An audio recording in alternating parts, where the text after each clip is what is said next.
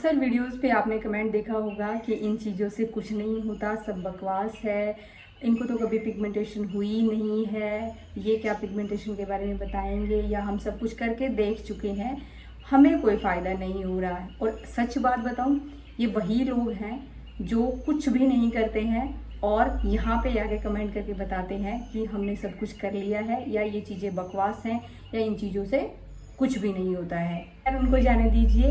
आज मैं आप सबके साथ में शेयर करने वाली वो 5 चीज़ें जो मैंने अपने लाइफ में चेंज करी और जिससे मुझे बहुत अच्छा जो है वो अपनी स्किन में, अपनी ओवरऑल हेल्थ में और स्पेशली मेरी पिगमेंटेशन में जो आप लोगों को जो असर दिख रहा होगा डे बाय डे, वो मैं आप लोगों को बताने वाली हूँ। तो अगर चैनल पे नए हैं, चैनल को सब्सक्राइब कर लें। मेक श्योर आपने मुझे इंस्टाग्राम पे फॉलो किया हो और फेसबुक पे वैल्यूएबल रील्स के लिए। मुझे पिगमेंटेशन हुई थी तो उसकी मेरे पास और भी बहुत फोटोज़ जो है वो मेरे पास मिल गई हैं, बहुत सारी हैं। टाइम टू टाइम मैं आप लोगों को शो करती रहूँगी।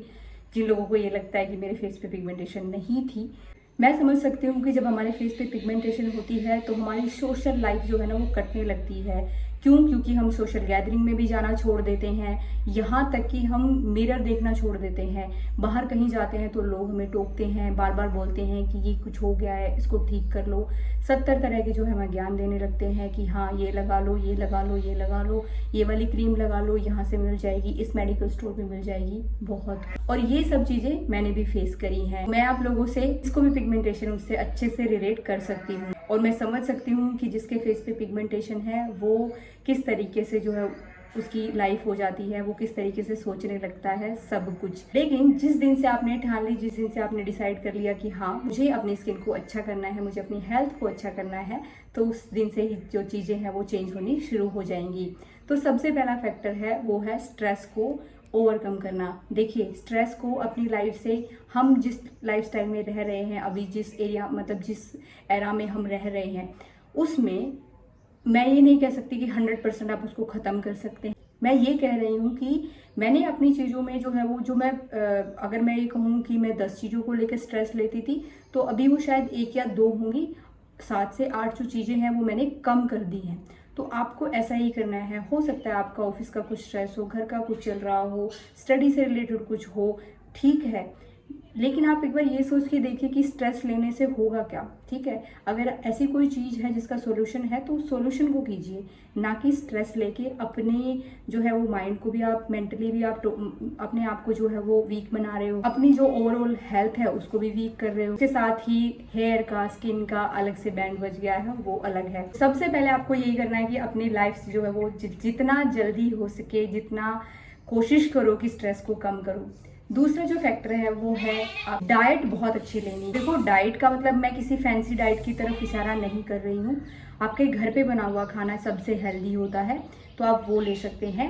कुछ न्यूट्रिशन जो आपको लेना है उसमें ओमेगा 3 हो गया, विटामिन सी हो गया, विटामिन ए हो गया, ऐसे जो चीज़ें हैं जिनके बारे में मैं ऑलरेडी आपके साथ शेयर कर चुकी हूँ, वो चीज़ें कंप्लीट करने की कोशिश कीजिए ताकि आपकी जो स्किन है वो निखर के आए। तो डाइट पे भी ध्यान देना बहुत ज़्यादा ज़रूरी है। आई नो कि एकदम से चीज़ें ना ही तो चेंज होती हैं, ना ही हम कर सकते हैं, लेकिन हम धीरे धीरे उन चीज़ों को चेंज कर सकते हैं। अपने लाइफस्टाइल में थोड़ा थोड़ा चेंजेस लाइए, अपने टाइम को थोड़ा सा मैनेज कीजिए।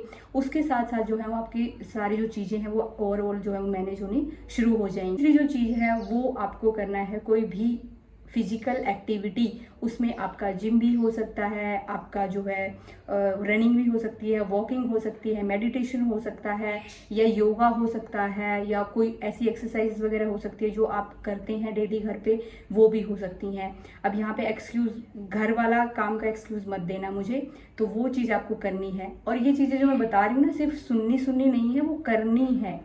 और जब भी आप फिजिकल एक्टिविटी कुछ करते हैं, कोशिश कीजिए आपकी स्किन पे यानी कि आपके फेस पे कोई भी केमिकल प्रोडक्ट या कुछ भी ना लगा हो। उस टाइम पे करना जब आपकी जो पोर्स है ना उनमें से जब स्वेटिंग बाहर आएगी ना, तो आपकी स्किन शाइन करेगी ना, उसका मुकाबला दुनिया की कोई महंगी से महंगी क्रीम कर ही नहीं सकती है।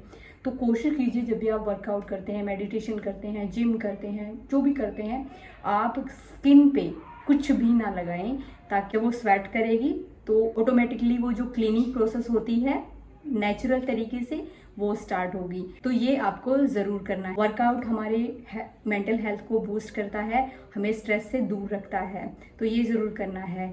चौथी चीज़ है जो मैंने अपना रूटीन बनाया है डेली पैक्स लगाने का। तो इस तरीके के होम रेमेडीज जो है आप कर सकते हैं, जहां से कंफर्टेबल लगता है वहां से देख के कर सकते हैं। कोई भी रिस्ट्रिक्शंस नहीं है किसी के लिए भी। आप जरूर कीजिए, आप सारी चीज़ों को ट्राई करके एक बार, जब भी आप कोई कुछ नया चीज़ ट्राई कर रहे हैं, प्लीज़ एक बार मेक श्योर कि आप उसका पैच टेस्ट जरूर कर लें, ताकि आपको बाद में कोई डिफ़िकल्टीज़ का सामना ना करना पड़े। तो जब से मैंने अपना पैक लगाने शुरू किए हैं, तो मेरी स्किन में आप लोग देख सकते हैं डे बाय डे कितना चेंजेस आया है। तो इंटरनली और आउटर दोनों तरीके से जो है आपको जो चीज़ें हैं वो ठीक करनी पड़ेंगी, तभी आपकी स्किन जो है वो शाइन कर सकती है। सबसे लास्ट और सबसे ज़रूरी, अपना स्किन केयर रूटीन बनाना है। अपना एक अच्छा सा स्किन केयर रूटीन बनाना है according to your skin. Products लीजिए, मिनिमम प्रोडक्ट्स रखिए, बहुत ज़्यादा महंगे महंगे या भर भर के प्रोडक्ट्स रखने की ज़रूरत नहीं है। एक good quality of moisturiser, good quality of sunscreen और good quality of face wash. अगर आपकी स्किन पे कोई भी प्रॉब्लम नहीं है तो ये 3 चीज़ें आपके स्किन केयर में ज़रूर होनी चाहिए। और स्किन केयर डेली करना है, मॉर्निंग और नाइट दोनों टाइम करना है। प्रोडक्ट्स स्किन केयर में अपनी स्किन के अकॉर्डिंग आपको यूज़ करने हैं। अगर आपको कोई कंसर्न है तो उससे रिलेटेड कोई भी चीज़ ले सकते हैं, लेकिन अगर आपके फेस पे कुछ ऐसा कंसर्न नहीं है तो आप सिंपल फेस वॉश, मॉइस्चराइजर और सनस्क्रीन, उसके अलावा आप लोगों को कोई स्किन की ऐसी कुछ प्रोडक्ट्स की ज़रूरत नहीं पड़ेगी।